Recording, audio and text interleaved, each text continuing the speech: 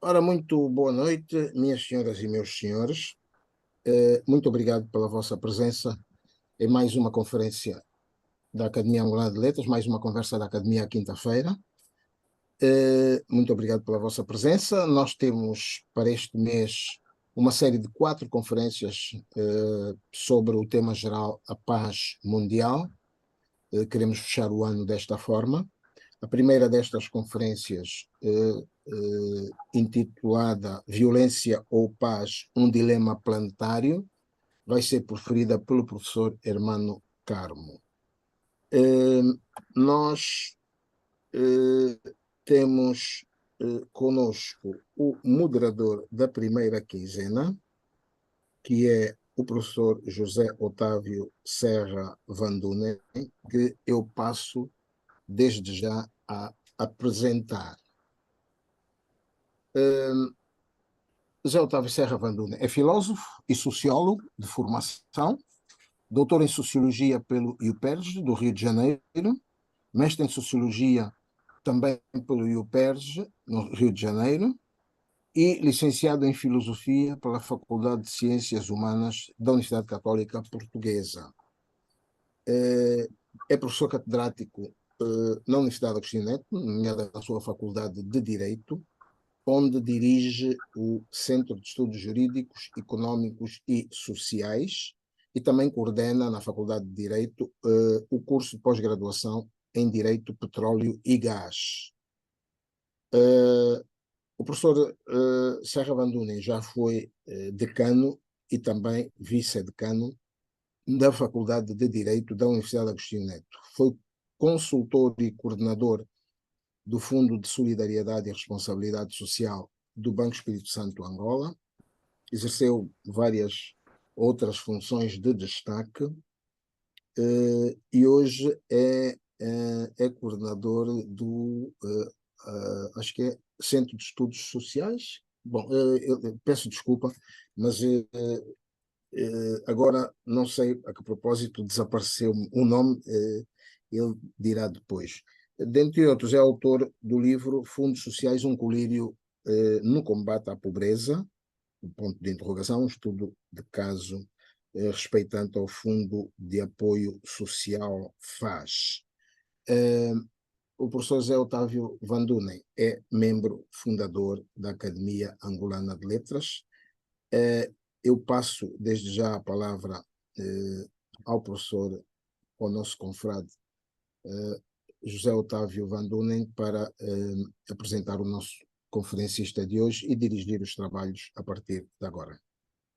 Por Muito favor. obrigado, professor Paulo Carvalho, querido colega e confrade. Eu cumprimento também todos os presentes, membros da academia, convidados, e cumprimento efusivamente o professor Hermano Carmo, a quem passo a apresentar. O professor Hermano Duarte de Almeida e Carmo nasceu em 1950, efetuou seus estudos secundários no Colégio Militar, no Liceu Nacional Salvador Correia de Sá, em Luanda, concluiu o curso de Administração Ultramarina, a licenciatura em Ciências Sociais e Políticas e o mestrado em Ciência Política no Instituto Superior de Ciências Sociais e Políticas da Universidade Técnica de Lisboa.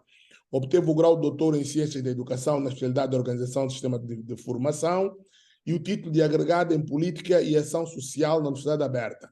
É professor catedrático jubilado da Universidade de Lisboa, onde colaborou desde 1983 nas licenciaturas em Serviço Social, Política Social e Administração Pública, nos mestrados em Ciência Política, Sociologia das Organizações e do Trabalho, Família e Gênero, Sociedade de Risco e Saúde, Gerontologia Social e Política Social, e no doutoramento em Ciências Sociais, na especialidade de Serviço Social e de Política Social. Presentemente é membro colaborador do Centro de Estudos de Administração e Políticas Públicas, coordenador das pós-graduações em Gerontologia e Educação para a Paz, da Cátedra da Unesco da Educação para a Paz Global, membro da Comissão Científica do Senado da Universidade de Lisboa. Desde julho de 2020 tem colaborado como convidado e continua a dar o seu apoio no ensino. É professor catedrático convidado da Universidade Aberta, onde foi pró-reitor, vice-presidente do Conselho Científico, presidente do Conselho Pedagógico, diretor do Departamento de Ciências Sociais e Políticas e Ciências Sociais e de Gestão e diretor do mestrado em Relações Interculturais. Desde julho de 2020 tem colaborado no programa de doutoramento em Sustentabilidade Social e Desenvolvimento. Tem vários trabalhos nos domínios das ciências sociais, ciência da educação, ciência política, dos quais 13 livros, de 105 artigos ou ensaios, dos quais se salientam os efeitos da pandemia Covid-19 na educação para a cidadania, publicado em 2020, Teoria da Política Social, um olhar da ciência política, publicado pelo ISPS em 2011, e Educação para a Cidadania no século XXI, Trilhos de Intervenção, editado pela Escolar Editora 2014. Ora, posto isso, professor Hermano, mais uma vez, muito boa noite, e hoje vai-nos então falar, eu estou aqui a ver, vai-nos falar sobre o tema violência ou paz, um dilema planetário. Por questões metodológicas, o professor Hermano faz a sua apresentação, penso que em até 25, 30 minutos, e depois abrimos aqui para o debate. Professor Hermano, mais uma vez é um prazer grande tê-lo conosco. Há um tempo que já não conversamos, mas estamos todos aqui ansiosos para ouvi-lo. Muito bem-vindo por esta via aqui a Luanda, Angola, e tem a palavra, professor, por favor. Tem o micro desligado, professor, por favor.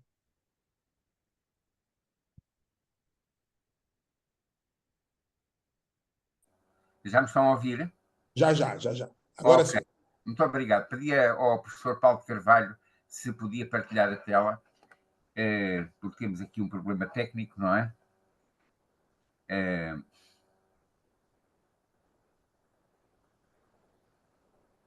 Não.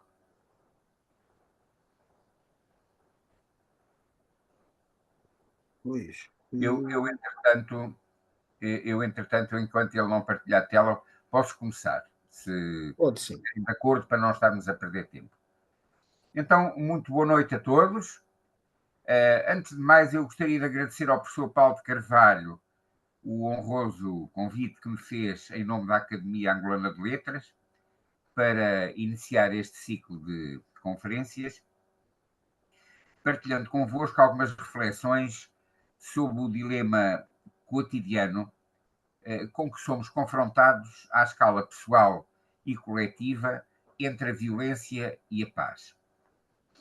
Procurarei orientar os 30 minutos que disponho em 4 passos. Em primeiro lugar, gostaria de chamar a atenção para a questão prévia da importância da comunicação na análise da violência e da paz. Como corolário desta questão, procurarei clarificar o campo semântico da paz, de modo a proporcionar uma análise mais rigorosa deste problema complexo. Em função disso, penso que estaremos em condições de identificar, em seguida, algumas das principais ameaças à paz que confrontam a sociedade contemporânea com um cotidiano instável. Terminarei a minha reflexão identificando alguns caminhos que se vislumbram, a meu ver, para a construção e manutenção de uma paz sustentável. Pode passar o slide, por favor. Paulo, pode passar para o seguinte, para o 2. Assim está bem? Pode passar para o seguinte, por favor. Ok.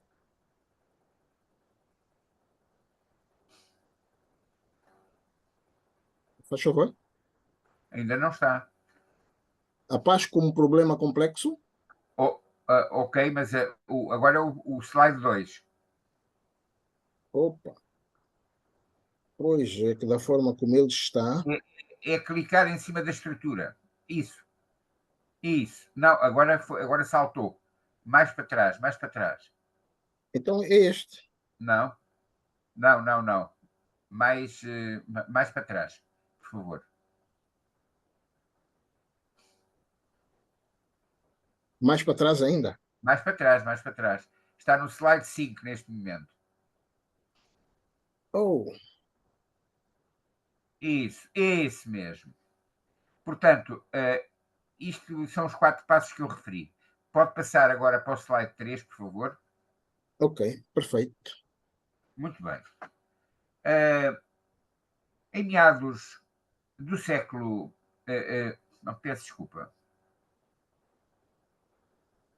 Em meados do século passado, um notável e esquecido pensador, que foi o Pierre Teilhard de Chardin, chamava a atenção para um fenómeno novo que designava por noogênese, que se traduzia na planetarização do conhecimento humano decorrente do efeito multiplicador das comunicações sobre o avanço da ciência.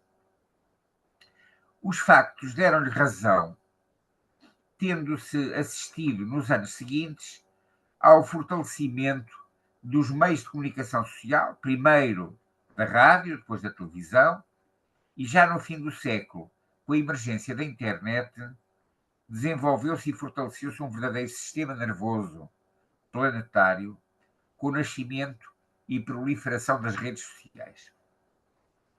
Apesar do impacto positivo deste processo dinâmico em termos económicos e sociais, é indispensável reconhecer também os seus efeitos perversos em termos do nevoeiro informacional que criou na sua tripla vertente de sobreinformação inútil, de subinformação relevante e de pseudo-informação tóxica. Esta terminologia é do Edgar Morin. Um resultado extremamente eficaz do mau uso do nevoeiro informacional como instrumento de manipulação política é o conhecido fenómeno do populismo, que tem emergido com considerável vigor, assente em dois pilares.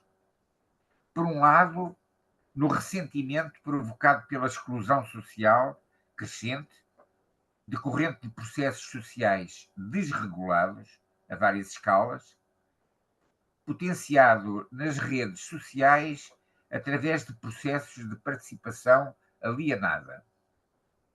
Por outro lado, numa máquina de comunicação poderosa, assente nas virtualidades das novas tecnologias de informação e comunicação, particularmente da inteligência artificial, permitindo a microsegmentação dos mercados. Com base nesses dois pilares, o populismo tem vindo a criar autênticas caixas de ressonância de mitos, medos, preconceitos e discursos de ódio, magistralmente manipulados por aqueles que Giuliano Biampoli designou recentemente por engenheiros do caos, que são eminências pardas de muitos dos decisores políticos populistas do nosso tempo. O populismo constitui, assim, a meu ver, um excelente exemplo da importância da comunicação como instrumento de propagação da violência. Mas a comunicação também pode constituir um excelente viveiro de paz, se devidamente contextualizada. Uma boa ilustração disso foram os resultados de uma investigação sobre a capacidade de perdão dos antigos inimigos da Guerra Civil Libanesa, que concluiu que a propensão ao perdão variava na razão direta do nível de instrução dos inquiridos, o que evidencia a importância da comunicação educacional de boa qualidade na construção e manutenção da paz. Assinalada a importância determinante... Está-me a ouvir, Paulo? Sim. Pronto, perdão. Assinalada a importância determinante da comunicação para as dinâmicas de violência e de paz, gostaria agora de aprofundar um pouco o seu campo semântico e, portanto, peço para passar ao slide seguinte.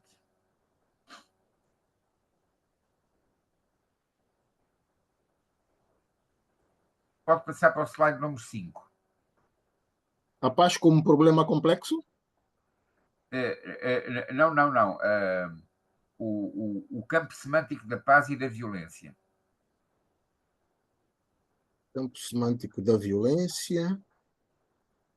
Pois, eu assim, não... É logo a seguir... Diga, é o número... Agora, portanto, passa para o 5, por favor. Diga? A paz como problema complexo. Está? Sim, senhor. Muito bem.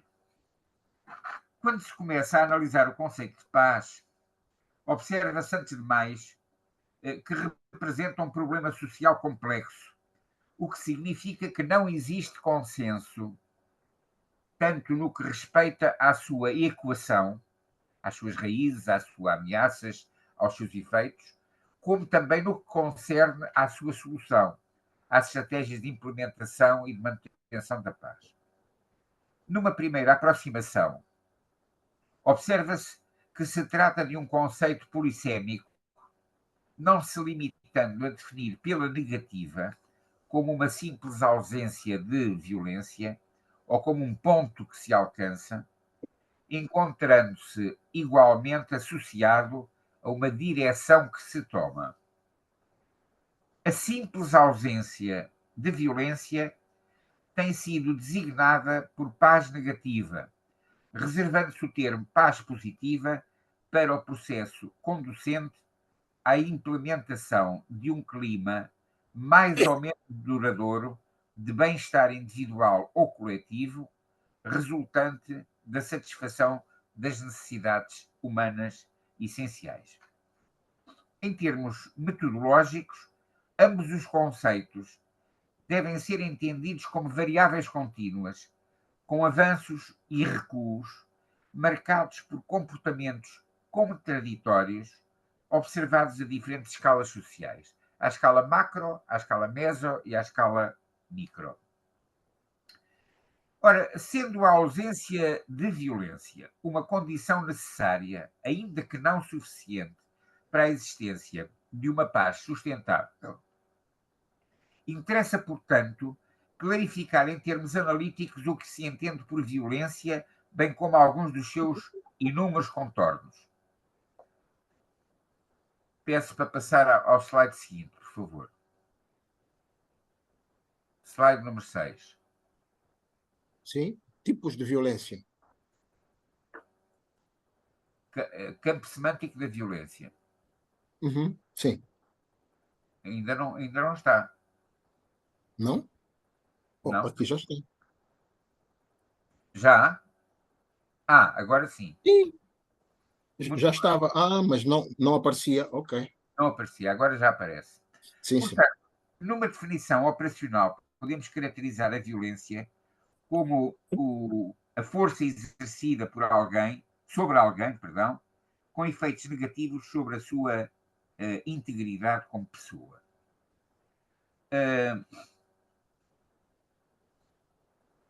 Tendo como consequência a criação de um cotidiano instável de mal-estar individual e coletivo.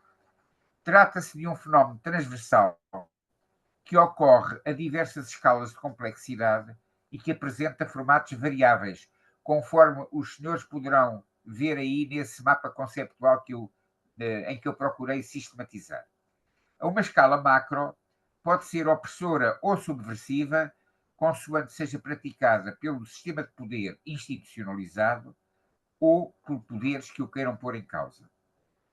A violência opressora pode ancorar-se num quadro normativo violento, que era explícito, permitindo, por exemplo, a pena de morte, interrogatórios sob tortura, práticas prisionais desumanas ou impedindo o escrutínio público pela comunicação social, mas também pode ser implícito, através de omissões legais facilitadoras do uso arbitrário de violência, como na instrução criminal e em práticas prisionais cruéis.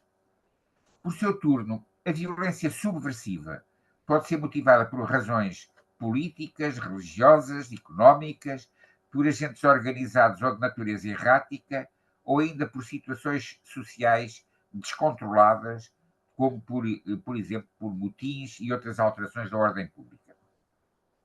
À escala meso ou organizacional, a violência pode decorrer de ações dos empregadores, por exemplo, a partir de más condições de trabalho, da exploração salarial ou da precariedade de emprego, mas também pode surgir por parte dos empregados a partir de práticas ilegítimas em situação de greve, como, por exemplo, a violência sobre pessoas que a pretendam furar, a destruição do património e a sabotagem. À escala micro, os senhores poderão ver aí do lado direito, que tem a ver com a relação interpessoal. Os exemplos de violência são vários, podendo assumir comportamentos de crime contra pessoas ou bens, decorrer de motivações simplesmente lúdicas, como, por exemplo, no bullying e em certas praxes académicas, em que a motivação principal do agressor é recriar-se à custa da vítima, ou então desenrolar-se na intimidade doméstica contra cônjuges, filhos, velhos, deficientes ou outros familiares. Pode passar para o outro slide. Pode passar para o slide 9, por favor. O slide 9, deixa-me ver. Perfeito. Ameaças. Transversais da conjuntura. Sim, já está. Ora, como facto social total, a guerra constitui um tipo muito antigo de violência coletiva, organizada, desencadeada com variadíssimas motivações e justificações. Com a emergência da sociedade de informação, sofreu mudanças significativas, tanto do ponto de vista tecnológico como sociocultural, registando-se nas últimas décadas uma inquietante tendência para a violência do sistema normativo que tinha sido coletivamente criado para limitar os seus danos. Estou-me a lembrar das convenções de Genebra, por exemplo, nomeadamente tanto no que diz respeito à proteção dos recursos naturais das populações, como aos não combatentes. Gostaria de fazer, antes de continuar, um breve parênteses sobre o mito da fatalidade da guerra. Desde há muito que a memória coletiva tem sido alimentada por uma narrativa dominantemente belicista, representando a evolução dos povos como uma situação de guerra quase permanente, emergindo a paz como exceção episódica.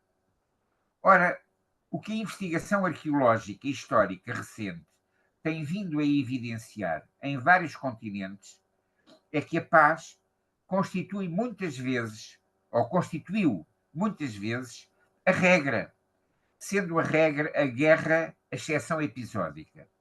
Foi o que parece ter acontecido, por exemplo, na região do delta interior do Níger, em que durante mais de 1600 anos viveram lado a lado sociedades pacíficas, sem quaisquer indícios de fortificações dos agregados populacionais, contrariando o determinismo darwinista social subjacente na historiografia dominante.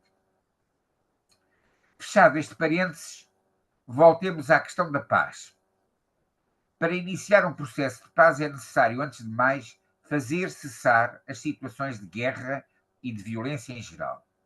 Mas, como referi há pouco, isso não é suficiente, sendo indispensável serzir relações de confiança baseadas no conhecimento e no respeito mútuo, no diálogo e na vontade de construir coletivamente um cotidiano estável e sustentável, suscetível de criar um clima propício a responder às necessidades materiais e imateriais, individuais e coletivas. Tal cotidiano integra duas vertentes indissociáveis como irmãs siamesas, uma vertente individual e uma vertente coletiva. As grandes tradições religiosas desde sempre têm defendido que a paz começa no coração de cada pessoa, diretamente associada ao modo solidário como se deve relacionar com o outro. O amor judaico-cristão, a misericórdia muçulmana ou a compaixão hindu, budista, confuciana ou taoísta, pilares centrais das respectivas doutrinas, evidenciam que a atitude pessoal desejável é a que promove a paz, decorrendo da consciência da interdependência universal e da valorização do outro como ser insubstituível. Essa uma das razões daquela saudação universal: a paz esteja convosco. À escala pessoal, a paz enraiza-se num estado sustentável de bem-estar individual, decorrente da consciência dos direitos individuais garantidos e dos deveres cívicos cumpridos, o que pressupõe a satisfação das necessidades individuais de sobrevivência, de segurança, de sociabilidade, de autorrealização e de natureza existencial.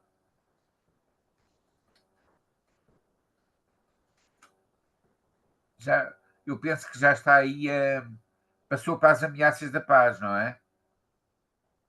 Sim, ameaças específicas da paz, à paz. Então temos que aguentar, porque havia um slide anterior, mas agora não vale a pena estar a recuar. Deixe ficar aí. Traduz-se em sentimentos de calma, harmonia e equilíbrio emocional e em comportamentos de discernimento, solidariedade, empatia e compaixão. Nas últimas décadas, o desenvolvimento da investigação no domínio da psicologia, nomeadamente da psicologia positiva, e das neurociências, nomeadamente no estudo da inteligência emocional e da inteligência existencial, permitiu consolidar o conhecimento sobre o modo como se constroem ou não tais sentimentos e comportamentos à escala intrapessoal e interpessoal.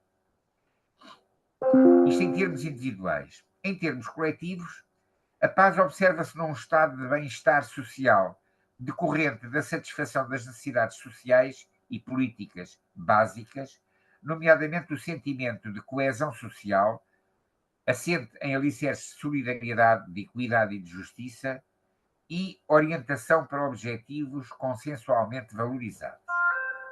Desde a segunda metade do século passado, observou-se que este estado de bem-estar social, para não ser efêmero, ou seja, um simples ponto que se alcança e depois se perde, deve resultar de um esforço continuado, ou seja, de uma direção que se toma em prol de um desenvolvimento sustentável, que é o novo nome da paz, como bem observou Paulo VI, observação que ele fez em 1967 na encíclica Populorum Progressio e que colheu então apoio unânime da comunidade internacional.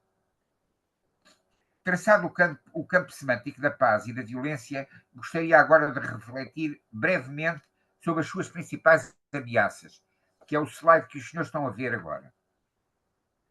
Para efeitos analíticos, podemos analisar ou classificar as ameaças à paz em 3 grupos distintos: ameaças transversais da conjuntura, ameaças específicas à paz individual e ameaças específicas à paz social ou coletiva, subdividindo este grupo em ameaças à coesão social e ameaças à orientação coletiva.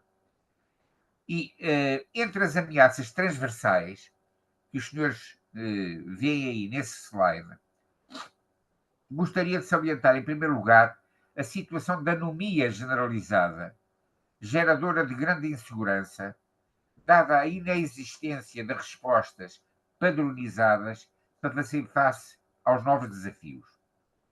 Decorrente da insegurança crescente, os níveis de confiança, ou seja, de capital social das comunidades, têm descido abruptamente, gerando um medo generalizado que funciona frequentemente como detonador de tensões e conflitos e, por consequência, como uma ameaça significativa à paz individual e coletiva. No meu ponto de vista, isto deve-se à conjugação de 3 macrotendências. Em primeiro lugar, a uma mudança progressivamente mais acelerada, caracterizada por fenómenos incontroláveis de transitoriedade, novidade e diversidade, provocando um choque cultural brutal e um choque adaptativo. Em segundo lugar, uma desigualdade crescente entre países e regiões, comunidades, organizações e pessoas, que tem sido potenciadora de tensões e conflitos pela percepção aguda e generalizada da injustiça social em jogo. Uma substancial alteração dos sistemas de poder é a terceira macro tendência, tem por seu turno diversas vezes entrado em fibrilhação, como nos corações doentes, fragilizando a coesão social e o processo de orientação coletiva. Uma segunda ameaça transversal é o nevoeiro informacional que eu há bocadinho falei, resultante da combinação de 3 tipos de filtros que dificultam a eficiência da ação cotidiana. O excesso de informações irrelevantes, em que os atores sociais são imersos no seu dia-a-dia, a subinformação, fruto da frequente falta de informação indispensável à tomada de decisões, e a pseudo-informação, constituída pelo conjunto de informações deliberada ou involuntariamente deformadas sobre a realidade, onde se situam, por exemplo, os boatos, as tristemente popularizadas fake news, a publicidade enganosa e a propaganda. O nevoeiro informacional constitui, portanto, uma ameaça à paz, uma vez que contamina gravemente o processo de discernimento da realidade e a qualidade da comunicação, que são indispensáveis a qualquer processo de diálogo, bem como aos processos de decisão, dificultando as escolhas adaptativas a fazer face a um futuro que entra cada vez mais rapidamente no presente, sem pedir licença. Outro efeito preocupante do nevoeiro informacional é o autismo social, expressão que tem sido usada para caracterizar a redução das competências para uma comunicação interpessoal empática e consequente insensibilidade ao sofrimento alheio.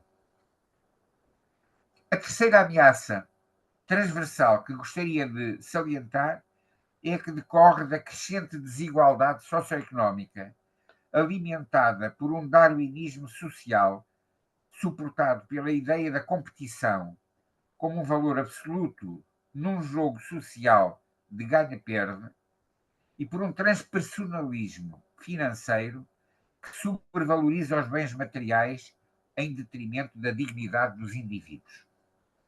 O clima de desconfiança mútua assente na arrogância dos pretensos vencedores e no ressentimento e revolta dos estigmatizados vencidos, tem vindo a constituir um viveiro de tensões e de conflitos, constituindo um forte obstáculo ao bem-estar social e individual. A desregulação dos sistemas de poder constitui uma quarta ameaça à paz individual e coletiva, deixando as instituições em estado de fibrilhação, tal como nos corações doentes, que deixam de estar em ciclo ou em diástolo e para estar em fibrilhação. Assim são os sistemas de poder doentes, por falta de lideranças legitimadas.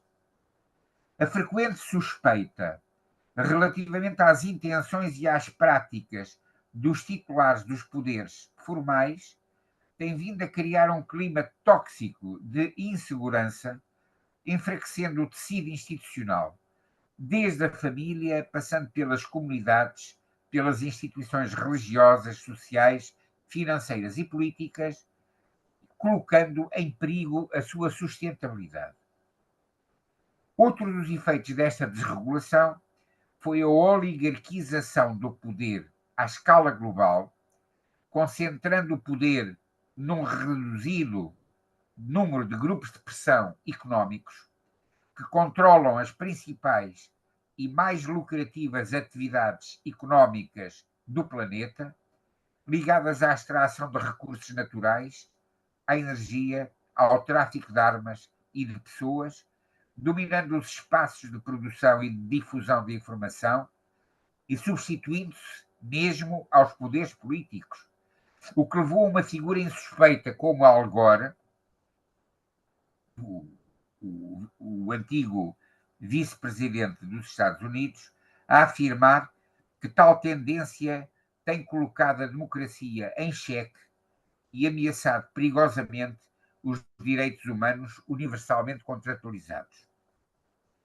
Um exemplo significativo desta ameaça tem sido a instrumentalização das novas tecnologias de informação e comunicação, particularmente da inteligência artificial, colocando-as ao serviço de interesses particulares, fazendo perigar a privacidade e a segurança dos cidadãos e pervertendo a decisão política, nomeadamente os resultados eleitorais.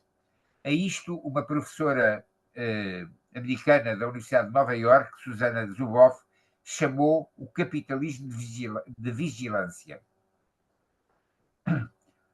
Todas estas ameaças transversais têm causado danos significativos à escala individual.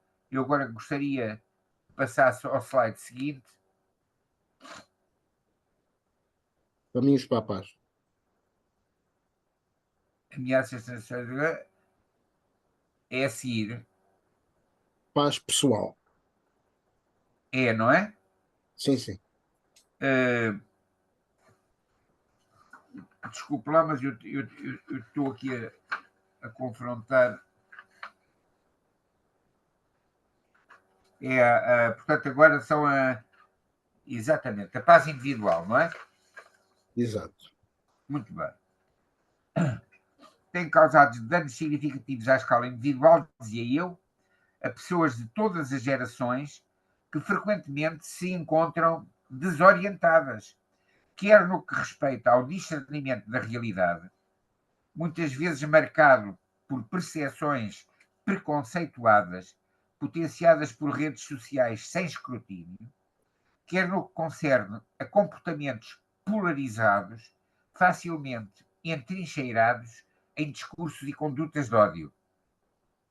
As crianças e jovens têm sido particularmente atingidos no seu desenvolvimento pessoal, marcados pelo cotidiano frágil, pela exclusão social e por uma rede enfraquecida de agentes de socialização, como a família, a escola, os média, as associações comunitárias, por exemplo, e por um crescimento desapoiado, o que os obriga frequentemente a socorrer-se unicamente dos seus pares, como os conhecidos capitães da areia, narrados por Jorge Amado.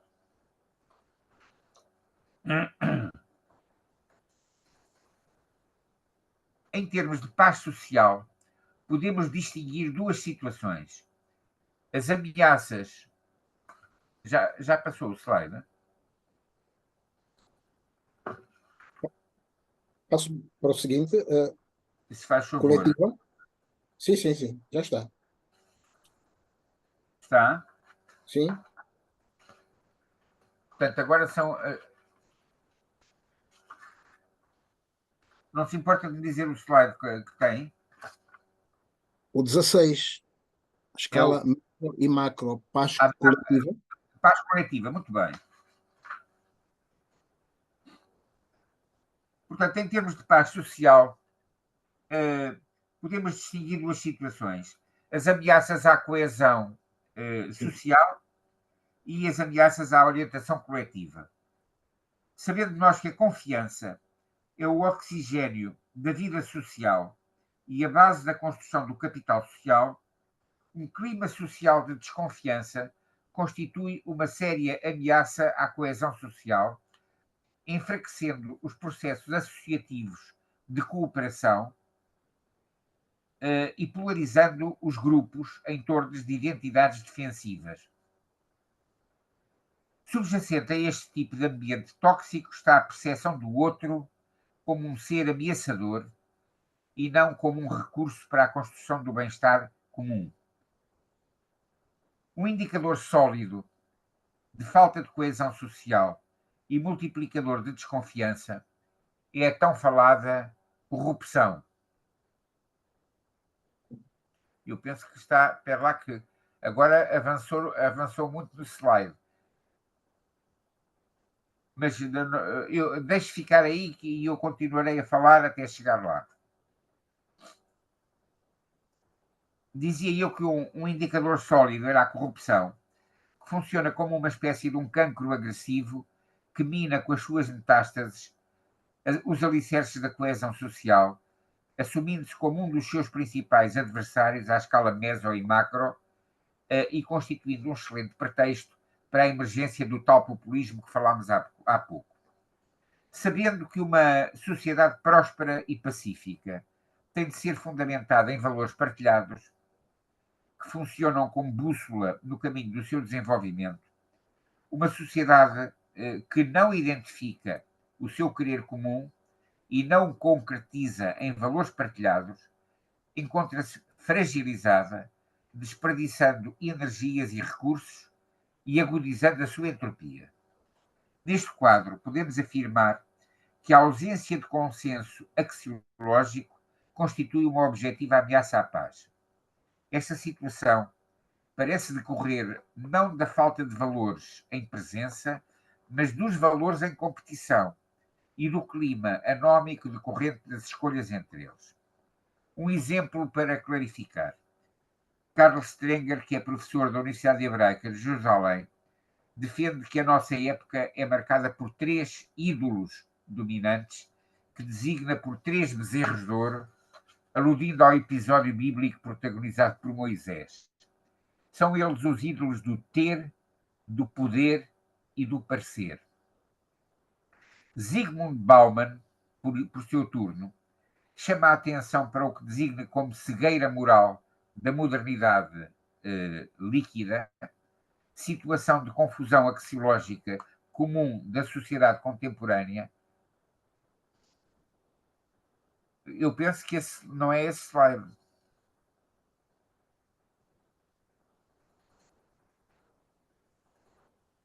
É este? Veja o 16, faz favor. Ok, já está. Sim, sim. Peço desculpa. Tem que ir aparados ao Paulo, desculpe lá. Sim. Porque senão isto não se entende. Vá para o 11, para aí, para o... Bom, estava no 16, então vou para o Não, 11. mas tem que estar antes. Desculpe lá. Ora, ameaças 11, políticas à paz. O 10. 10. Ah, perfeito. Ok. É esse. Era isso que eu estava a falar. Ah, ok. Portanto, Zygmunt Bauman, por seu turno, chama a atenção para o que designa como cegueira moral da modernidade líquida, situação de confusão axiológica comum na sociedade contemporânea, decorrente da denúncia do edifício valorativo das sociedades tradicionais, sem se vislumbrar ainda o anúncio de um edifício alternativo. O mal-estar decorrente desta situação tem-se traduzido no aumento de sintomas de ameaça à saúde mental das populações, como depressões, perturbações da atenção e burnout, levando alguns autores a definirem a sociedade contemporânea como sociedade de Byung-Chul. Em termos coletivos, o fenómeno do populismo que referi há pouco, bem como as polémicas sobre os limites da liberdade de expressão, são também reveladores desta ausência de consenso axiológico. Para finalizar a reflexão sobre as ameaças à paz coletiva, convém referir que a subvalorização do exercício do poder em detrimento da sua captura, que é um verdadeiro pecado original dos sistemas democráticos contemporâneos, leva frequentemente a comportamentos políticos eleitoralistas no período entre eleições, quer por parte dos governos, quer por parte das oposições, em vez de se entender que o governo e o seu escrutínio devem ser um serviço coletivo prestado à sociedade politicamente organizada. O efeito prático é a dificuldade da execução de políticas públicas que exijam horizontes temporais superiores às legislaturas para a sua realização.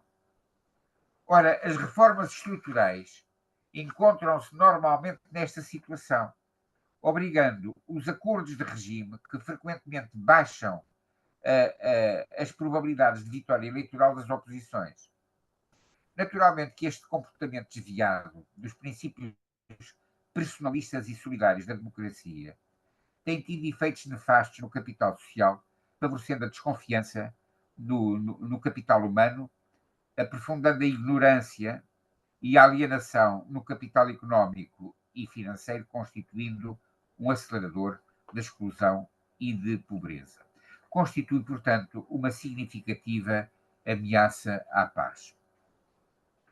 Pedia agora que fosse para o slide número 12.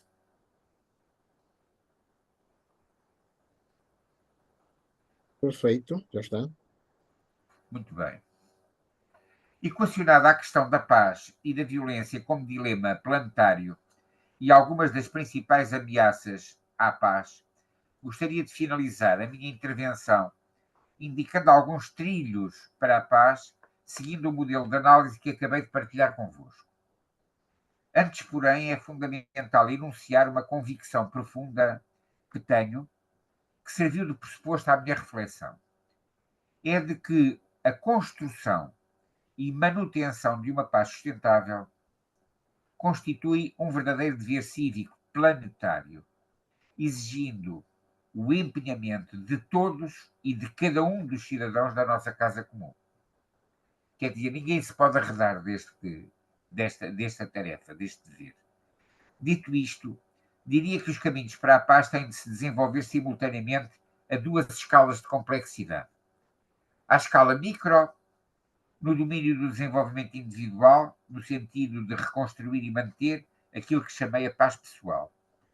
À escala meso e macro, ou seja, no contexto das comunidades, da sociedade em geral e das relações internacionais, com o objetivo de reconstruir e manter a paz social ou coletiva. À escala micro, que é o slide que os senhores estão a ver, será fundamental promover uma estratégia de ressocialização para a cidadania planetária que atinja todas as gerações vivas e todos os estratos sociais numa dinâmica dialética top-down e bottom-up. Do meu ponto de vista, tal estratégia terá de ser operacionalizada com o objetivo de criar cidadãos autónomos, ou seja, sujeitos da sua própria história e não objetos de uma história imposta por outros, solidários com as gerações passadas, com as gerações vivas e com as gerações futuras. Quando eu falo de gerações futuras, estou a falar do conceito de sustentabilidade. Cidadãos capazes de respeitar a diversidade e tirar partido da sua riqueza. E cidadãos capazes de lidar com a democracia com os seus referenciais axiológicos, ou seja, entendendo a democracia como uma meta a alcançar, mas também com os seus processos de resolução pacífica de problemas complexos. Isto é, a democracia vista como um método de trabalho, como um método de enfrentamento de problemas. Uma avaliação da capacidade de resiliência dos cidadãos face à recente pandemia evidenciou que aqueles que apresentavam estas 4 características que eu acabei de enunciar enfrentaram-na com muito mais eficiência do que os outros. Passamos, se faz favor, ao slide 16. Com certeza. Pode prosseguir. Portanto, Pode prosseguir. à escala meso e macro, torna-se imperioso conceber e executar políticas públicas capazes de promover a coesão social e aperfeiçoar a orientação coletiva, solidamente apoiadas no querer comum dos cidadãos. A promoção da coesão social exigirá um empenhamento socialmente responsável de todas as instituições.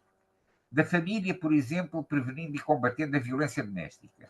Da escola, por exemplo, prevenindo situações de bullying e instituindo-se como laboratório de cidadania. Das organizações e redes, por seu turno, assumindo a responsabilidade social interna e externa, a que estão civicamente obrigados. finalmente, das comunidades, da sociedade política e das relações internacionais, procurando desenvolver um clima de confiança e uma cultura de solidariedade. Exemplo paradigmático deste esforço é a preocupação cotidiana com o combate à corrupção. Sobre isto, não resisto em partilhar convosco um episódio ocorrido, tinha eu 23 anos, no meu primeiro dia de trabalho como secretário de Maria de Lourdes Pintacilgo, recém-nomeada secretária de Estado da Segurança Social do primeiro governo provisório pós a Revolução de 25 de Abril. Logo na nossa primeira reunião, ao explicar umas tarefas que ficavam à minha responsabilidade, referiu que uma delas seria a triagem do correio, dizendo: há 2 tipos de documentos que eu não quero que me cheguem às mãos: cunhas e cartas anónimas. Eu penso que este ensinamento de Maria de Lourdes Pintacilgo mostrou que nós temos que lutar contra a corrupção no cotidiano. Nem cunhas, nem cartas anónimas. Para promover a paz social, haverá ainda que criar um sólido sistema de orientação coletiva que permita não só articular energias e recursos para o desenvolvimento sustentável da população, mas também enfrentar com resiliência os cisnes negros, que é o termo utilizado por Nassim Taleb para designar os eventos inesperados e de grande impacto social, por exemplo, como a pandemia, que são causadores da anemia e que vão emergindo com cada vez mais frequência. É necessário, dizia eu, articular estes... perdão.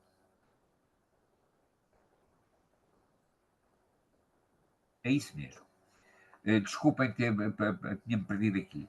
Isto implicará desenvolver competências políticas que permitam preparar, tomar, executar e escrutinar as decisões políticas de forma flexível e rápida. A questão dos cisnes negros remete-nos para a flexibilidade e para a rapidez, respeitando 3 critérios estratégicos.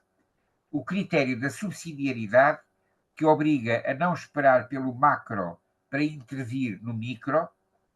O critério da governação integrada, pelo qual as relações interorganizacionais têm de ser baseadas na confiança mútua, numa comunicação de qualidade, numa participação esclarecida, numa liderança colaborativa e numa avaliação permanente. E, finalmente, o critério teleológico, que orienta todas as ações de promoção do capital humano, do capital social e do capital económico pelos objetivos da paz e do desenvolvimento sustentável.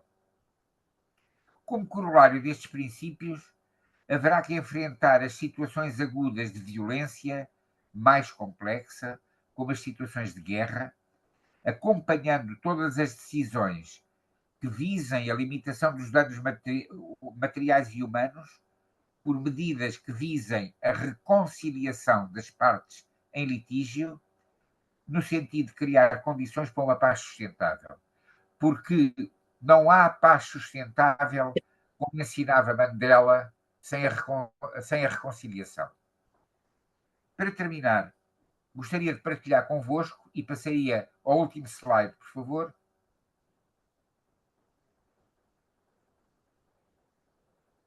Duas frases para terminar. Gostaria de partilhar convosco 2 frases. A primeira é de Edgar Morin, que afirmava num dos seus ensaios: compete-nos hoje reassociar, realiar o homem, a vida, a natureza, na ideia de terra-pátria, que chamava a atenção para a interdependência universal e para a ideia de que a paz ou é de todos ou não é de ninguém. A segunda frase com que eu gostaria de terminar é de um rapaz poeta, um ex-menino do Uambo, chamado José Litalate Graciano, que, pela solidariedade, ultrapassou a tragédia da guerra, da morte dos pais, da raiva e da solidão ao afirmar num dos seus poemas: eu vou partir para o enterro da minha solidão. Estas duas frases indicam, a meu ver, as duas ideias-chave que nos devem acompanhar em qualquer reflexão sobre a paz sustentável. A ideia de aliança do ser humano com o universo e a ideia da reconciliação. Muito obrigado pela vossa atenção. Muito obrigado, professor Hermano, por essa rica apresentação e sobretudo, essa desconstrução que fez aqui do tema da paz, da sua ameaça, e pelos caminhos que apontou. Uma comunicação que, no meu caso pessoal, vou tornar a ler estes slides com mais atenção ainda, mas um tema da agenda. Para nós aqui em Angola, tivemos há pouco tempo a Bienal da Paz, por isso o tema tem tudo a ver com o que aconteceu aqui há coisa de uma semana. Bem, nós vamos abrir aqui o debate. Eu pedia que as pessoas que quisessem intervir usassem aqui a ferramenta que nós temos aqui na barra de baixo, desculpem, nas reações, para colocarem a mão no ar ou fazerem alguma indicação para que possam. Nós temos ainda tempo aqui para debate, penso que temos 5, 20, 25 minutos para debate, e então gostaria que as pessoas se inscrevessem para poderem colocar as suas questões, para depois o professor Hermano comentar e responder. Por favor, está aberto o debate.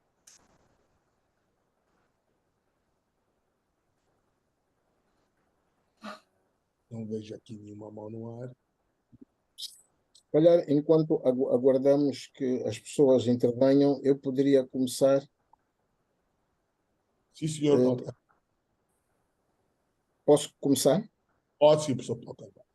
Ok, muito obrigado. Bom, esta nossa primeira conferência, aliás, as conferências deste mês têm uma certa sequência. Esta é a conferência de abertura, uma conferência que nos traz uma visão global, na escala macro e na escala micro, mas uma visão global. E não é por acaso que escolhemos para moderador um sociólogo que também é filósofo e que vem dessa grande visão global. O que eu gostaria era de pedir para o professor Hermano Carmo nos dizer, em 2, 3 minutos, nos situar em termos de, portanto, à escala planetária, qual, neste momento, a visão a respeito dos grandes conflitos e da possibilidade de solução para esses grandes conflitos, uma solução que não cause o caos, nem a desarmonia, mas uma solução provavelmente ou o mais possível harmoniosa e que promova a coesão, se é que é possível, ainda é possível haver essa coesão à escala planetária na sua visão. Obrigado, professor Paulo Carvalho. Nós vamos, se calhar, juntar 2, 3, para depois o professor Hermano Carmo responder. Eu também, tenho uma questão para colocar ao professor Hermano. Professor Hermano, eu fiquei aqui muito atento ao que estava a dizer e falou num tema que é um tema da agenda hoje nas ciências sociais, quando se debruçam em relação às questões de uma paz coletiva, de uma paz mundial, que é o tema da confiança. O professor afirmou muito bem que a confiança é o oxigênio social, se bem também nota aqui. E eu gostaria que o professor comentasse um pouco mais, sabendo que, na contramão, o que tem acontecido entre governantes e governados, também à escala planetária, é esse déficit de confiança cada vez maior, de facto, em relação, sobretudo, aos líderes. Então, eu gostaria que fizesse um comentário para nos dizer, do seu ponto de vista, como é que pensa que se pode equilibrar aqui essa relação de confiança entre, usando uma expressão, entre governantes e governados à escala planetária, quando nós temos, repito, um déficit cada vez maior de desconfiança. Estou a ver aqui o João André. O João André pode colocar a sua questão. Vamos fazer 3 e depois voltamos. João André, por favor. Paulo, pode habilitar o micro do João André? Já está. João André, o seu micro está fechado. Pode abrir, por favor. Porque voltou a fechar. Está a fechar. Agora sim, João André, por favor. Eh,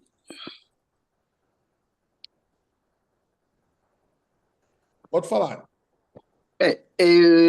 eu queria, em primeiro lugar, saudar os acadêmicos e o conferencista e felicitar pelo modo como expôs o assunto. É de veras importante termos atenção que há todos esses conflitos a se ter em conta e isso resulta, como disse muito bem, o modo como se tem visto muitas vezes aqueles que têm uma opinião contrária. Ou seja, há uma maximização da diferença, como diria o italiano Giorgio Agamben, e precisamos de aquilo que eu chamo de aproximar ou minimizar as diferenças. Agora, eu gostava de ouvir do professor Mano, tendo em conta, seguindo um pouco a questão do professor, do professor Van Loenen, há hoje um déficit de diálogo também. E muitas vezes, dentro deste diálogo, os decisores, aqueles que têm o poder de decidir, não têm muitas vezes contacto com as produções ou com as comunicações dos acadêmicos, dos filósofos. Ou seja, há cada vez mais uma distância entre aqueles que refletem para o bem da humanidade, os trabalhos que estão nas academias, os textos publicados. Parece que os decisores não leem, ou muitas vezes, quando leem, para maximizar a diferença, ou seja, em vez de olharmos aqueles que estão a propor temáticas importantes ou melhores soluções, são vistos muitas vezes como inimigos dos governos, inimigos dos dirigentes. Gostava de saber como estabelecer a paz neste contexto. Agora, a segunda questão é: o que pensa sobre o FIB? Gostava também que desse algum comentário sobre o FIB, um elemento que, infelizmente, poucos países têm. Obrigado. Obrigado. O professor Hermano tem a palavra para responder e depois fizemos uma outra ronda, por favor. Professor Hermano, por favor. Muito bem. Então, eu começaria pelo professor Paulo de Carvalho. Eu vou procurar concretizar com o meu olhar sobre alguns dos atuais conflitos, aplicando aquilo que eu disse a isso. Agarremos, por exemplo, a questão da Ucrânia. Eu penso que durante muitos anos as populações viveram pacificamente, as populações transfronteiriças viveram pacificamente. De repente tudo parece que começou a entrar em ebulição. E isto tem a ver com processos de ação-reação e de ação de política que provocou o medo dos adversários, nomeadamente vou voltar um bocadinho atrás para dizer o seguinte. Eu para entender, para poder reconciliar-me com o outro, eu tenho que o entender. Tenho que entender o ponto de vista dele, ainda que não concorde com ele. E o que se passa aqui é que olhemos, por exemplo, para a posição do Putin. Ou melhor, eu falei em Putin, mas podia falar portanto, da posição russa. Se nós olharmos para a história, a Rússia já foi alvo de várias tentativas de invasão ao longo da história. Estou-me a lembrar, só para situar, as duas últimas mais importantes, foi a de Napoleão e depois, na Segunda Guerra Mundial, foi dos nazis. E houve danos tremendos na população russa com essas invasões. Eles defenderam-se e tal, têm uma condição geopolítica muito interessante, que é a profundidade estratégica, e, portanto, puderam defender-se. Mas isto criou um medo relativamente à aproximação de indivíduos que venham de outras culturas. Essa é uma das questões. E é importante que o Ocidente perceba isto. Eu penso que houve, é claro que isto é o meu olhar, que naturalmente é discutível, mas eu penso que houve um excesso de voluntarismo por parte de alguns países do Ocidente, nomeadamente em querer que uma série de países que pertenciam à antiga esfera de influência da União Soviética passassem a pertencer à NATO. É claro que a argumentação é uma argumentação sempre de defesa. E eu não contesto isso. É uma argumentação que não é agressiva, etc. Mas é vista como agressiva. E, portanto, quando aparece um país de uma dimensão enorme como a Ucrânia, que quer também pertencer à NATO, isto é visto como uma ameaça. Eu não estou a dizer que concordo, estão a ver? O que eu tenho é que perceber o ponto de vista do outro. Por outro lado, o lado russo tem que entender o lado de cá. O que eu quero dizer com isto é que não é possível que haja uma paz sustentável na guerra da Ucrânia sem que haja, de facto, um entendimento de cada um dos lados sobre o ponto de vista do outro. E isso provavelmente deverá levar a algumas cedências. Eventualmente, eu não quero estar a avançar muito, mas, nomeadamente, natureza territorial, admito perfeitamente. Há um problema geopolítico de base que a Rússia sempre teve, que é o acesso ao Mar Quente. E que já no século XIX deu origem à chamada Guerra da Crimeia, em que os russos perderam. Justamente porque a Rússia não tem acesso a mares que não congelam no inverno, não é verdade? E isso levanta problemas sérios em termos económicos, políticos, etc. etc. Portanto, é muito importante, penso eu não estou a resolver o conflito da Ucrânia, como os senhores devem calcular. O que eu estou a dizer é que não penso que haja possibilidades de uma paz sustentável se os dois lados não procurarem entender o ponto de vista do outro. E, naturalmente, terá de haver cedência. Terá de haver cedências de parte a parte. No caso do Médio Oriente, é a mesma coisa. No caso do Médio Oriente, o atual conflito no Médio Oriente, vamos recuar um pouco e vamos verificar que durante muitos anos as populações daquela região viveram pacificamente. É certo que poderiam dizer, bom, viveram pacificamente sob o domínio do Império Otomano. E depois, no final da Primeira Guerra Mundial, são feitas uma série de promessas, por um lado, aos povos árabes, nomeadamente pelos ingleses, e toda a gente conhece a figura do Lawrence, não é verdade? O chamado Lawrence da Arábia, não é verdade?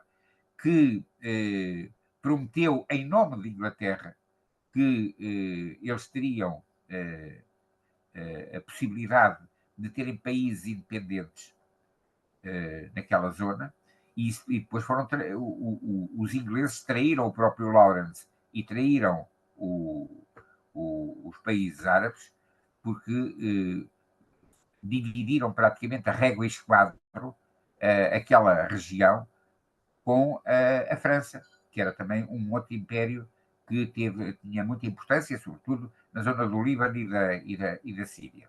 Ou seja, há aqui um conjunto de intervenções externas que vão prejudicar muito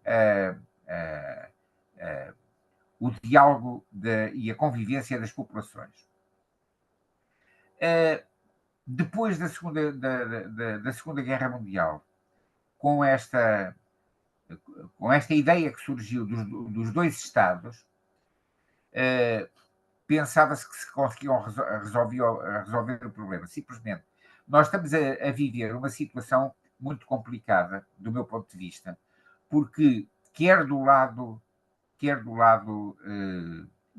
israelita, quer do lado, eu não diria palestiniano, mas do outro lado, neste momento quem tem mais poder são os poderes radicais.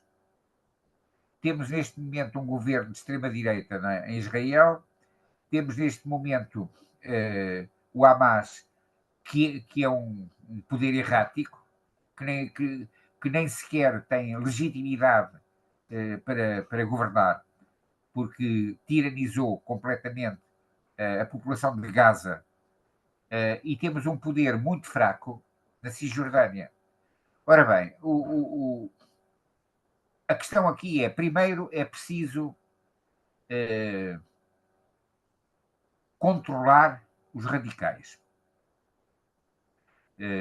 quer de um lado, quer do outro. E depois entender o outro.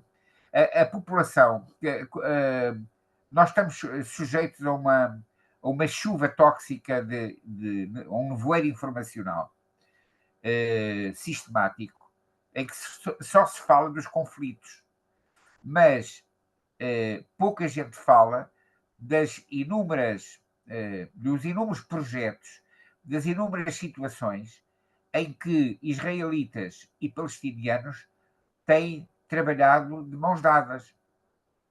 Quer dizer, podíamos arranjar vários exemplos, desde dir-me-ão que são episódios, não são, são muitos. Desde as orquestras que eles fizeram em conjunto, até empresas mistas que eles têm feito e que têm funcionado bem, a par de todo este ódio, todo este discurso de ódio. Portanto, antes de mais, tem que haver a ideia de que é preciso perceber o ponto de vista do outro e depois é preciso saber escutar o outro. E depois é preciso dialogar. Quer dizer, do meu ponto de vista, há aqui um problema fundamental que eu procurei salientar há bocado, é que na base da resolução destes conflitos está uma coisa chamada empatia. Empatia. Se não houver empatia, e aquele problema que eu punha há bocado do autismo social, é um problema tremendo. As novas tecnologias têm tido algum efeito perverso, porque eu cheguei a ver jovens a namorar pelo telemóvel um ao lado do outro e que mandavam mensagens um ao outro por telemóvel, em vez de olhos nos olhos, conversarem um com o outro. Esta ausência de relação pessoal, que é indispensável para haver empatia, tem sido muito destruída por uma série por um excesso de uso de certo tipo de tecnologias. Isto faz com que a empatia se perca e faz com que nós vejamos muitas vezes nas notícias que numa determinada escola há um tipo que se zanga com os colegas e desata aos tiros. Isto, a gente olha para o que se passa, por exemplo, nos Estados Unidos e é uma coisa vergonhosa, não é verdade? As escolas não são seguras, porque há constantemente situações destas. A falta de empatia produz perturbações da saúde mental das pessoas. E as pessoas não conseguem ser tolerantes como é que eu ia dizer? Não conseguem ultrapassar os problemas de outra maneira que não seja pela violência. Eu queria dizer que as pessoas não são tolerantes à frustração. Quer dizer, nós estamos numa sociedade em que, por causa da aceleração da mudança, as camadas mais jovens têm sido muitas vezes, não têm tido a sorte de ter de resolver os problemas lentamente, de resistirem à frustração.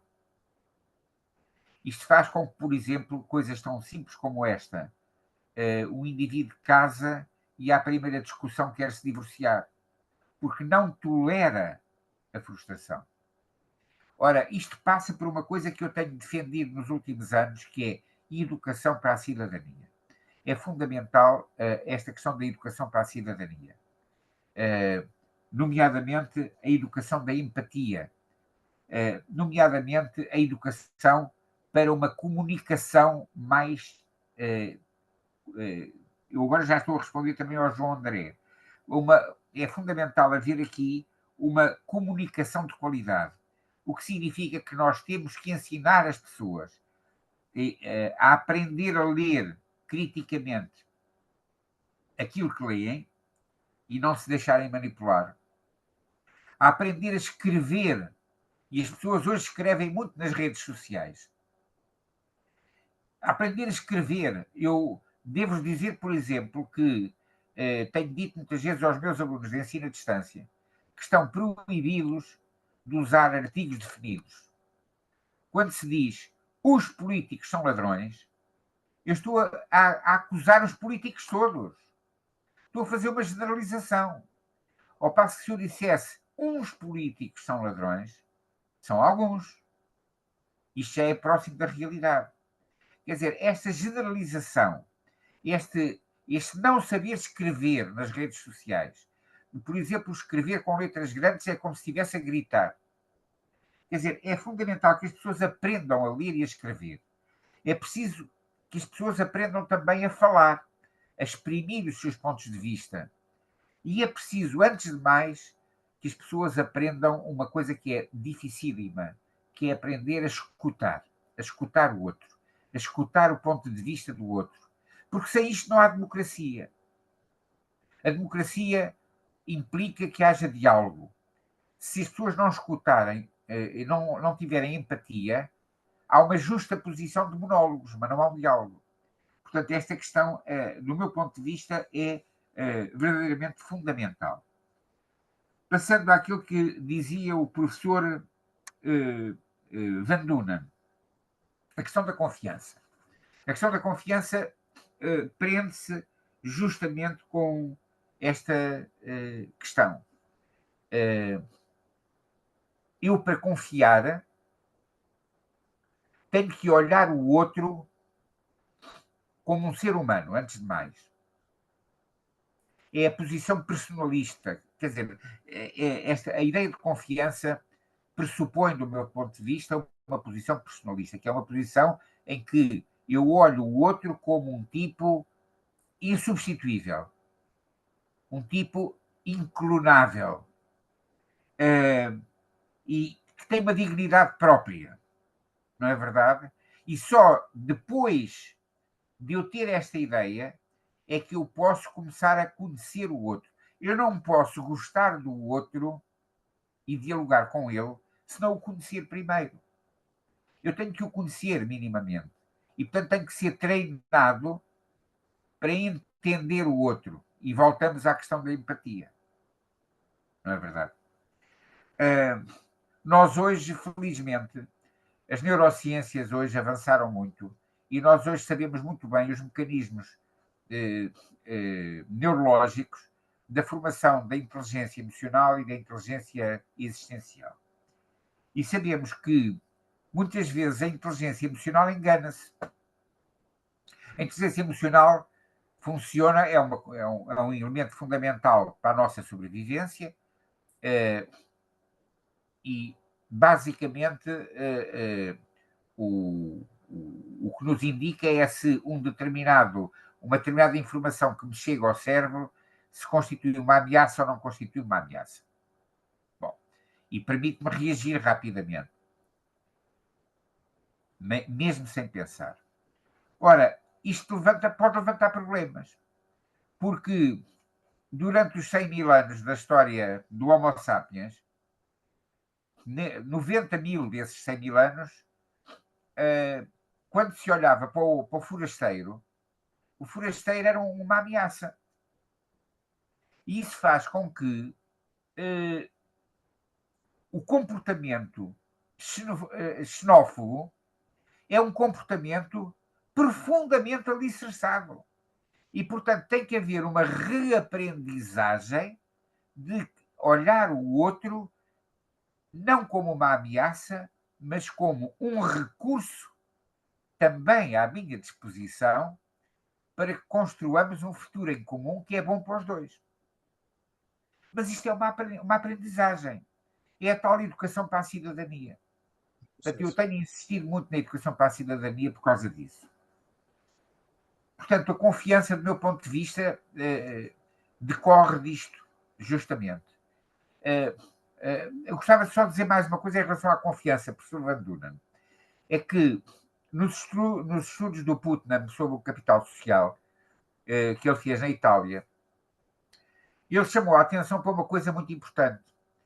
É que ele encontrou em comunidades, por exemplo, do sul de Itália, um capital social muito grande no interior das comunidades, que ele chamava o capital social bonding. Mas não encontrou o mesmo tipo de capital social na relação dessas comunidades com o exterior, com outras pessoas do exterior, que ele chamava o capital bridging. O bridging vem de ponte, não é? Nas comunidades do norte da Itália, ele encontrava mais esses dois tipos de capital social, o que permitia um nível de confiança maior na comunidade. Ora, a mim o que me quer parecer é que é fundamental nós investirmos na confiança dentro dos grupos, mas dos grupos com os outros diferentes. Aqui entra uma questão fundamental de educação para a cidadania, que é a educação intercultural. E quando eu estou a falar em intercultural, não estou só a falar de culturas no ponto de vista étnico. Estou a falar, por exemplo, que dentro da nossa sociedade, em que nunca houve tantas gerações em presença, por exemplo, só pensar na geração dos velhos, hoje os velhos já não é uma geração, são duas pelo menos. Que é a minha, que são os novos velhos, os baby boomers, não é verdade? E a malta que nasceu antes da Segunda Guerra Mundial, que é a malta para cima dos 80 anos. E nós são duas gerações completamente diferentes. Vivemos vivências completamente diferentes. E para que haja uma vivência em comum pacífica, nós temos que entender as vivências da outra geração. E, portanto, esta questão do bridging aqui, do capital bridging, do estabelecer pontos, do entender o outro, não é só entender o outro que professa uma outra religião, uma outra cultura, é também uma outra idade. É também o olhar o outro do ponto de vista do género. Muitas vezes, os homens e as mulheres viveram de costas uns para os outros, sem se entenderem o suficiente. Portanto, é fundamental recriar essas pontes. E só assim é que se estabelece um clima de confiança. Finalmente, posso só terminar dizendo o seguinte.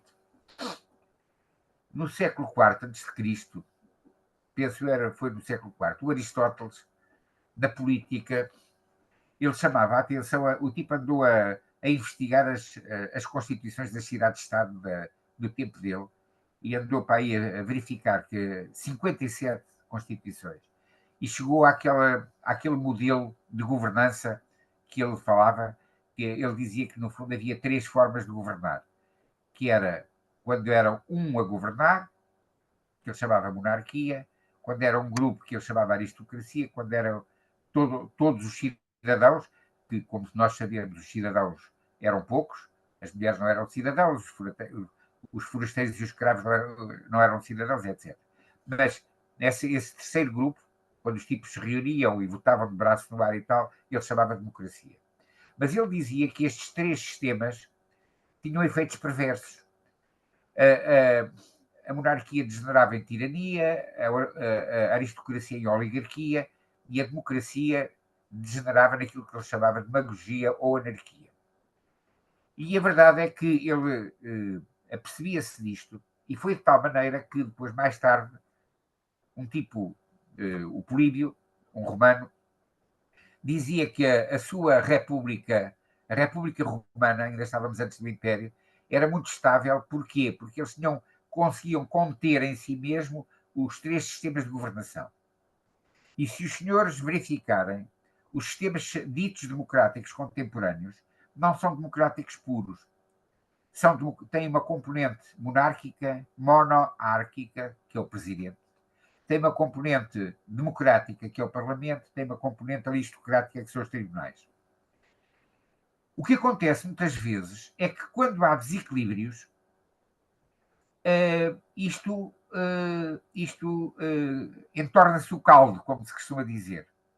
Neste momento, por exemplo, do meu ponto de vista, que naturalmente o meu ponto de vista é discutível, mas do meu ponto de vista, neste momento estamos a ter alguma deriva justicialista, em que o poder aristocrático dos tribunais, e não é dos tribunais, é todo o poder jurídico à volta disso, está a intrometer-se noutros poderes. E isto tem levantado problemas, nomeadamente, tem criado situações de populismo. A italianização, que nós chamamos na ciência política os processos de italianização que se deram, começaram justamente com os ataques à máfia, de juízes que foram muito premiados pela opinião pública, e ainda bem, mas depois abusaram. E neste momento o que me parece é que tem que haver um esforço dos vários poderes para reequilibrarem em função do bem comum. Sim, senhor. Muito obrigado, professor Hermano Carmo, por esses esclarecimentos. Nós estamos aqui com um tema que é o adiantado da hora. De qualquer das maneiras, eu penso que ficou aqui muito claro, e essa última abordagem que o professor fez acabou por clarificar uma parte considerável também dos seus pontos de vista e das suas intervenções e da sua intervenção inicial. Eu lamento, por orientação aqui da academia, nós não vamos ter tempo para mais perguntas, já é tarde, aqui em Angola já são quase 15 para as 9 da noite. O Filipe está a pedir a palavra. Quem está a pedir a palavra? Filipe Zão. Rapidamente. Aparece aqui em Angola. Vamos dar mesmo só 2 minutinhos, professor Filipe Zão, para poder colocar aqui a sua questão. Mesmo só 2 minutos para podermos depois avançar. Professor Filipe Zão, por favor. Muito obrigado, Dr. Serra Bandone. Antes de mais, eu quero dar um abraço ao Presidente, Paulo Carvalho, ao nosso querido Hermano Carmo, meu mestre. E, portanto, eu não poderia deixar realmente de me pronunciar hoje, porque corri bastante do Ministério aqui para ver o meu mestre, e sempre que o meu mestre está aqui, eu quero vê-lo. E o tema é aliciante. Eu vou muito rapidamente colocar, portanto, uma reflexão muito... Penso que em 1 minuto eu vou conseguir dizer o que eu penso e preocupar-me com esta questão. Se houver tempo para a resposta, ficarei feliz. Não? Paciência. As questões têm um pouco a ver com esta coisa da desconfiança e esta coisa da paz planetária. Nós vivemos hoje perante uma questão da nova ordem mundial. Eu refiro-me, portanto, às instituições de Bretton Woods. E, de acordo com as instituições de Bretton Woods, nós verificamos, em consequência, o relatório do PNUD de 2002, em que os países ricos são cada vez menos e cada vez mais ricos. E os países menos industrializados são cada vez mais e cada vez mais pobres. Contudo, é nestes países também mais pobres que existem mais recursos naturais e não conseguem levantar-se. Quer dizer, têm muito mais dificuldade em superar o seu problema. Por outro lado, nós vivemos num mundo onde as mutações ocorrem de forma cada vez mais rápida. Mas, por outro lado, As regras das Nações Unidas são imutáveis desde a Segunda Guerra Mundial. Será que estas contradições em si concorrem para esta ausência de paz e para esta falta de confiança? Era esta a pergunta que eu queria deixar.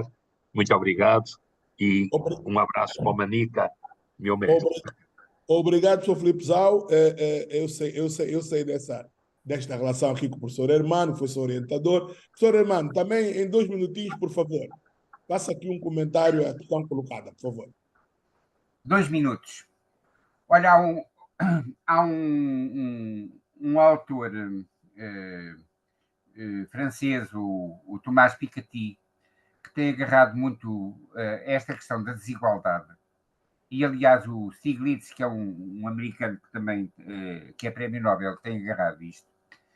E o Piketty chama a atenção para o seguinte. Durante o século XX, foi um processo em que houve procurou-se uma igualdade crescente.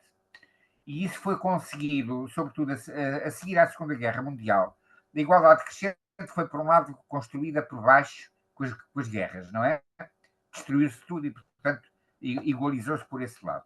Mas depois da Segunda Guerra Mundial, houve, de facto, ali 30 anos em que a coisa funcionou relativamente bem, porque houve políticas públicas efetivas para produzir maior igualdade, nomeadamente através de políticas fiscais em relação a rendimentos, em relação aos rendimentos. Mas essas políticas não afetaram os capitais. Não afetaram os capitais e isso implicou que, logo que houve possibilidade, que foi nos anos 90, quando houve o grande salto em frente, ou o grande recuo, do meu ponto de vista, relativamente à igualdade, foi quando acabou a Guerra Fria, houve ali uma situação tremenda, porque durante a Guerra Fria, se nós olharmos para os 3 valores da Revolução Francesa, igualdade, liberdade, igualdade e fraternidade, o bloco capitalista, economia de mercado, lutava pela igualdade, sobretudo. O bloco de leste lutava, sobretudo, pela igualdade. A fraternidade era considerada uma coisa para as famílias. Bom, com a implosão da União Soviética e com o fim da Guerra Fria, houve que um desequilíbrio deste tripé doutrinário em detrimento da igualdade e em favor da chamada liberdade, que, do meu ponto de vista, não foi propriamente uma liberdade que se criou, foi aquilo que o São Tomás de Aquino chamava libertinagem. Ou seja, foi uma liberdade sem limites. Isto, como os senhores sabem bem, houve, o Filipe Zau ainda agora se referiu àquele tratado, agora não me está a ocorrer, mas que no fundo introduziu maior desigualdade económica, cada vez mais desigualdade económica, a partir dos anos 90. E, portanto, eu penso que não é possível nós pensarmos seriamente na paz sem conseguirmos resolver este problema da desigualdade. Eu diria o seguinte, da desigualdade, não tanto entre países que existe, mas sobretudo dentro de cada país. Porque entre países, eu recomendo-lhes vivamente que vejam a investigação do Hans Rosling, que foi um perito da OMS, que tem um livro notável em que ele demonstra claramente que o chamado fosso entre os países ricos e os países pobres não aumentou desde os anos 70 para cá, mas foi reduzido. Foi reduzido. O que acontece é que a desigualdade dentro de cada país, quer nos ricos, quer nos pobres, essa desigualdade aumentou. E isso cria um capital de ressentimentos brutal por causa da injustiça social existente. Portanto, não pode haver paz sem se resolver este problema da justiça social. Não, é melhor tirarmos o cavalinho da chuva. Não há hipótese de haver paz se não houver justiça social. A questão da ONU, que falava o Filipe Zau. A questão da ONU vamos lá ver, a ONU é uma consequência do sistema de poderes mundial. E o sistema de poder mundial não é aquele que existe. O sistema da ONU não é o sistema atual. A ONU, não, neste momento, no Conselho de Segurança,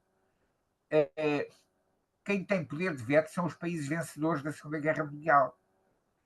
Mas há países emergentes importantíssimos, como, por exemplo, o Brasil, a África do Sul, a Índia. E eu pergunto porquê é que eles não têm poder de veto.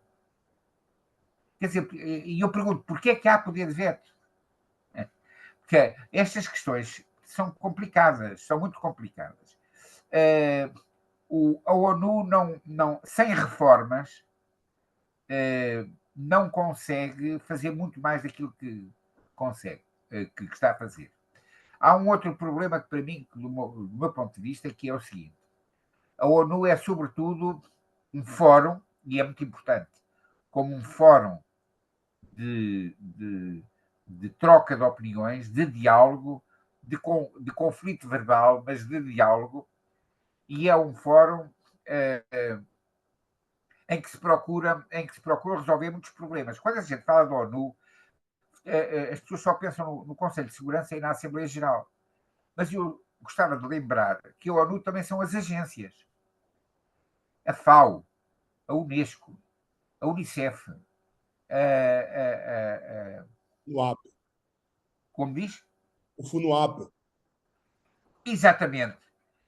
Todas estas agências têm tido um trabalho notável. A OMS. Se não fosse a OMS, como é que nós teríamos enfrentado, do ponto de vista planetário, a pandemia? Portanto, a ONU é importante e é importante que continue. O grande problema que nós temos é a parte política, sobretudo do Conselho de Segurança, que neste momento está praticamente em estado de fibrilação. Porque basta que um país vete para a situação não avançar.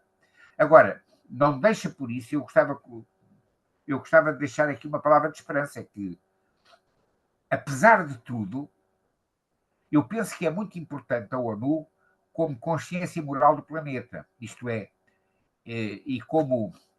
Porque, reparem, quando um país, por exemplo, veta uma determinada situação, os danos reputacionais que esse país tem são duríssimos. Portanto, a ONU serve para alguma coisa, apesar de estar o seu Conselho de Segurança está enfraquecido. Mas a ONU, do meu ponto de vista, serve e tem servido para resolver inúmeros problemas. E eu lembro-me sempre das agências. As agências das Nações Unidas têm feito um trabalho notabilíssimo. Notabilíssimo. Muito obrigado, professor Hermano, mais uma vez. Nós poderíamos continuar aqui pela noite fora, porque isto é um tema apaixonante, de facto. Isto é um bocado, vão-se tirando aqui as coisas da cartola, mas eu queria muito agradecer ao professor Hermano por esta rica introdução. Nós vamos ter, como já foi dito aqui, um ciclo durante este mês de várias conferências ligadas ao tema da paz. Hoje falamos da violência ou paz, um tema dizer também que estas conferências estão gravadas e depois pode-se ter acesso a elas. E agradecer mais uma vez também a todos os presentes. Tivemos aqui os nossos habituês, os nossos amigos. Um abraço grande aqui para o José Carlos Venâncio, aqui para o Tomás Coelho, enfim, para todos, para o doutor Arturo da Costa, que está sempre presente nessas nossas tertúlias, a nossa correspondente, a professora Carmen Lúcia, e a todos os presentes, a Dérito Manuel, e passo desde já a palavra ao professor Paulo de Carvalho, presidente da Academia Angolana de Letras, para a última parte aqui da nossa atividade. Professor Paulo, por favor, tenha a palavra. Muito obrigado, caro confrade e amigo José Otávio Serra Vandune. Bom, para nós não é amigo, é mesmo irmão, não é? Exatamente. Queremos também agradecer a presença do nosso Ministro da Cultura, Vice-Presidente da Academia Angolana de Letras, o professor Filipe Zau. Bom, e vamos mencionar a presença de outros habitués também. Professor Hermano Carmo, muito obrigado pela sua presença, pela sua participação mais uma vez neste ciclo e, sobretudo, portanto, em relação a este ciclo de dezembro, pela disponibilidade para a abertura desta série de negociações com vista à paz mundial, digamos assim, entre aspas. Muito obrigado. E então, resta-me anunciar a conferência da próxima semana.